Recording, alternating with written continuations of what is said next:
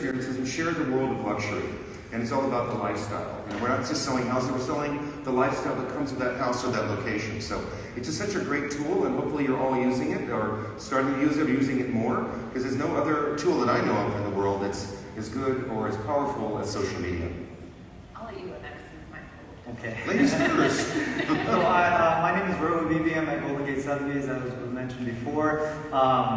I had an awesome opportunity a couple years ago to do a stint on television on Bravo TV, $1 Million Listing San Francisco. So after that, I coupled it by really trying to have legs to stand on and a brand to build by myself. So after the show aired and got a little bit of catapult of notoriety and business from that, we moved overall efforts to focus on social media, because that's where you could actually create the brand for yourself. And we've used every single one of the outlets, and we've tried and experienced. And basically now, what we're doing in the San Francisco Bay Area, Silicon Valley, is we've reverse engineered the exact demographic of client that we want to work with. And our social media plan and the energy going towards it is basically focused on how to target them.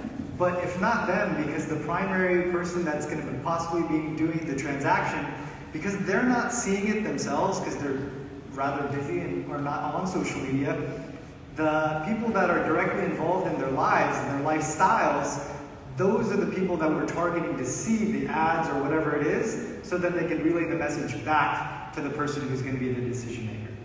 I love that answer. I just have to piggyback on it, because I think there's this misnomer that as you go up in income, social media use actually goes down, but it actually increases. And you're right, we sold a property where the gentleman who saw the video told his friend, you have to see this house, and his friend bought the house. It's very often that's going to happen. I'm Giselle Ugardi, and I'm an online performance coach, so I'm not a real estate agent or a broker. I've never sold a house, but to that I always say, neither has your client.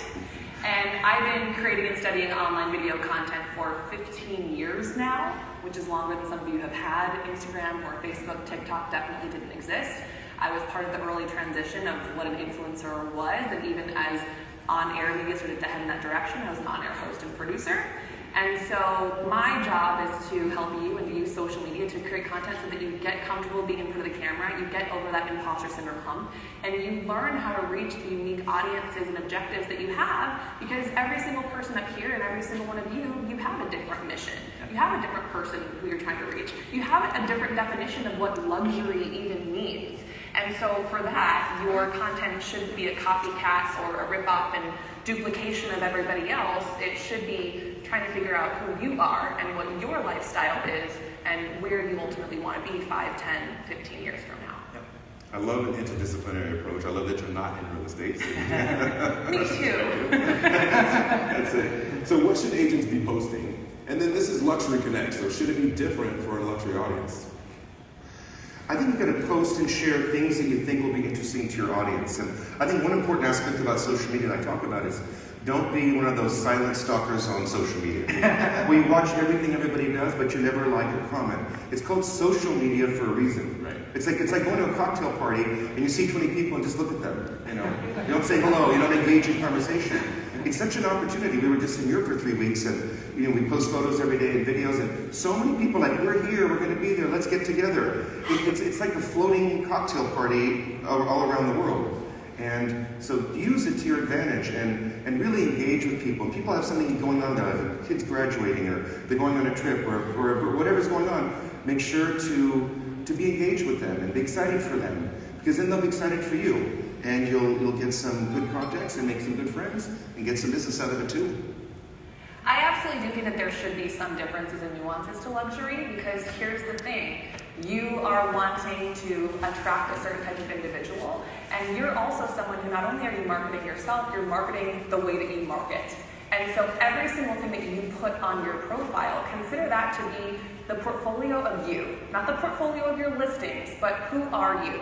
And in the same way that you want to convince your client that you are going to do the best job marketing their property or finding it, you want to market yourself in the same way. And so I believe that you should absolutely have a blend of personal and professional. That's another thing. I think a lot of people in luxury think that you have to be perfect and that you can only be business. Like, I want to know what your hobbies and interests are outside of real estate. I also want to see the people in your life. Who is your community? Who do you surround yourself with? Who are your referral partners? you have family? Do you have friends? And I also want to see your face, hear your voice, but see the faces of the types of properties that you represent as well.